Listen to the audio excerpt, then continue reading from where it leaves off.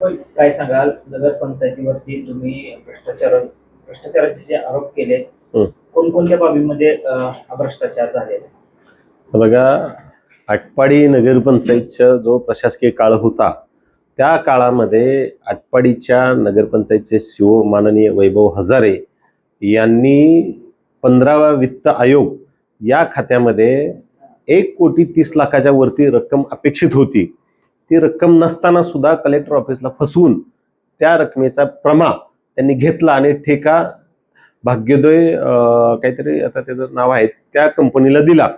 मग हे करत असताना पूर्वी ज्या वेळेस कचऱ्याचं टेंडर झालं होतं तो 1,05,00,000चा होता. त्याच्यामध्ये पूर्वीचे जे सीओ होते त्यांनी ग्रामपंचायत कालीन जे कर्मचारी होते त्या कर्मचाऱ्यांचा प्रति कर्मचारी 10,000 रुपये प्रमाणे कट करून नफा फंडा नगरपंचायतच्या खात्यामध्ये संचलित केले होते. परंतु आता ह्या महाशयाने असं केलेलं आहे की त्या ठेकेदाराला ठेका दिल्यानंतर काय असते त्या यंत्रणेची ह्या शहराच्या स्वच्छतेच्या अनुषंगाने त्या सगळी जबाबदारी त्या ठेकेदाराची आहे. त्याच्यामध्ये मनुष्यबळ जे लागेल ते त्यांनी करायचं असते, जी यंत्रणा लागेल त्यांनी द्यायचं असते. नगरपंचायतकडे असलेली समजा घंटागाडी आहे ती फक्त द्यायचं असते, त्याचं भाडं नगरपंचायत घेत असते. परंतु या सीओनी वेगळे नगरपंचायतकालीन कर्मचाऱ्यांना वेगळे नफा फंडातलेच पैसे देऊन पगार केला त्यांनी. म्हणजे नगरपंचायतची फसवणूक केली, आमची फसवणूक केली. इथं नगरपंचायतमध्ये मोठा भ्रष्टाचार केला. त्याचे ते पैसे त्या ठेकेदाराला ते त्यांनी देणं अपेक्षित होते. ह्या महाशयाने नगरपंचायतचेच पैसे दिले. एखाद्या यंत्रणेला ज्यावेळेस स्वच्छतेचं टेंडर देतो सगळं त्यांनीच बघायचं ना. मग ते जे पैसे होते ते ठेकेदारांनी देणं अपेक्षित होतं. तसं न करता यांनी नगरपंचायतच्या नफा फंडातले पगार दिला. आणि ह्या सगळ्या गोष्टी होत असताना परत दरम्यानच्या काळात इलेक्शन झाली, परत युटी जाधव सर नगराध्यक्ष झाले. ह्या सगळ्या गोष्टी त्यांच्या लक्षात येणं अपेक्षित होतं. त्यांनी कुठलीही माहिती नाही घेतली. उलट त्यांनी माझा स्पष्ट आरोप आहे की सीओ वैभव हजारे आणि नगराध्यक्ष युटी जाधव यांनी मिळून संगनमताने नगरपंचायतमध्ये लाखो रुपयाचा भ्रष्टाचार केलेला आहे. मला सांगा, जो काटा आता वर्षानुवर्षे बंद आहे त्याचं मला पत्र पण दिले त्यांनी की आमच्याकडे काटा नाही, जिल्हा बँकेकडे अनेक वर्ष बंद आहे. जो बंद काटा आहे त्याची बिलं जोडताय आणि त्याची बिलं जोडून त्याचे पैसे काढून त्या ठेकेदाराला देत आहे. म्हणजे किती फसवणूक करताय मला सांगा. त्या ठेकेदाराकडे किमान 20-25 लोक तर असणं अपेक्षित आहे. नगरपंचायतचे 5-7 कर्मचारी आणि त्यांचे 4-5 कर्मचारी एवढे घेऊन कसं शहर स्वच्छ होणार? लोकांना कसं न्याय देणार? आपण लोकांच्या आरोग्याशी खेळतोय हे मला लक्षात आलं. म्हणून या सगळ्या डॉक्युमेंटरी काढली, सगळी माहिती काढली, कशा पद्धतीचा भ्रष्टाचार होतोय, कसा घोटाळा होतोय. सगळ्यांना मी आटपाडीच्या लोकांना मी आव्हान करतो की आपण सुद्धा ह्या सगळ्याची माहिती घ्यावी.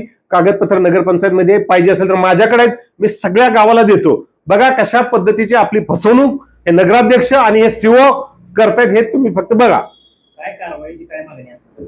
माझी मागणी अशी आहे, माननीय कलेक्टर साहेब असतील, माननीय या राज्याचे मुख्यमंत्री देवाभाऊ असतील, माननीय उपमुख्यमंत्री एकनाथ भाऊ शिंदे साहेब असतील, माननीय उपमुख्यमंत्री आमच्या नेत्या सुनेत्रा वहिनी असतील, या सगळ्यांना मी अतिशय नम्रपूर्वक आव्हान करतो की या आटपाडी नगरपंचायतमध्ये झालेल्या भ्रष्टाचाराची चौकशी करून यांच्यावरती फौजदारी गुन्हे दाखल करावेत आणि जो भ्रष्टाचार झालाय त्याची वसुली या दोघांच्याकडून करण्यात यावी.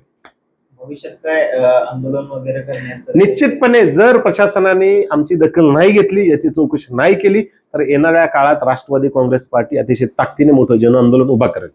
गेले काही दिवसांपूर्वी सुद्धा काही व्यक्तींकडून आटपाडीच्या स्वच्छतेविषयी आंदोलन करण्याचा प्रयत्न केला होता, परंतु ते आंदोलन थांबवलं की दडपलं गेलं हे निश्चित नाही. तसं या आंदोलनाचं होणार नाही. बघा काय झालेलं आहे, मागच्या आंदोलनाचं पण मी सांगतो तुम्हाला. मागचे आंदोलन माननीय महेश पाटील साहेब यांनी उपोषणाचं हत्यार उपसलं होतं, त्यांचं अगदी बरोबर आहे.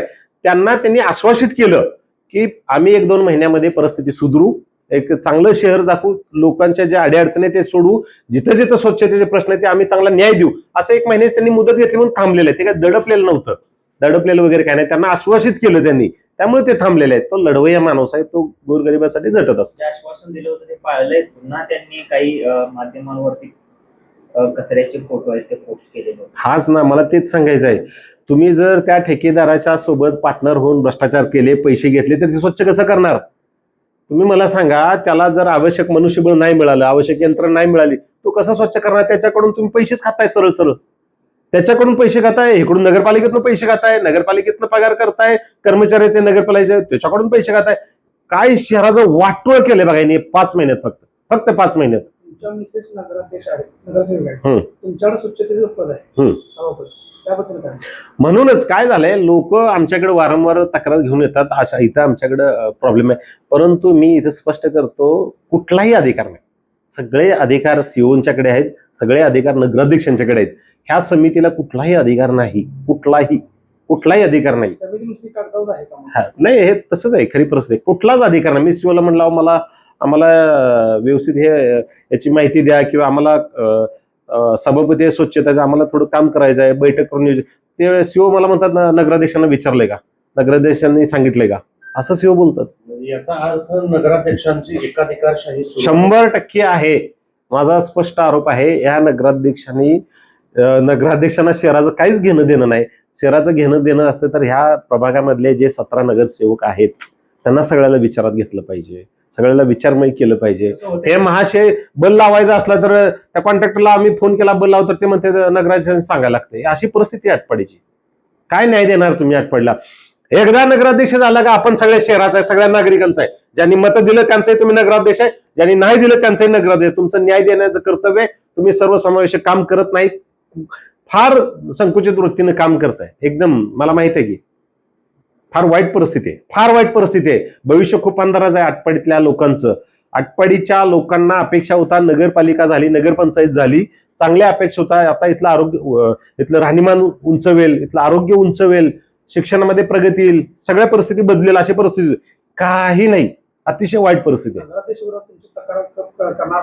100% मी करतोयच, 100% करतोय. माझ्याकडे प्रूफ आहे. नगराध्यक्षांनी सह्या करून बिल दिलेत, त्याला खोटी बिल जोडले, वजन काट्याची. त्याला नगराध्यक्ष सामील असल्याशिवाय शक्य नाही. 100% माझा आरोप आहे. नगराध्यक्ष केलंच तर केलंय त्यांनी. यस.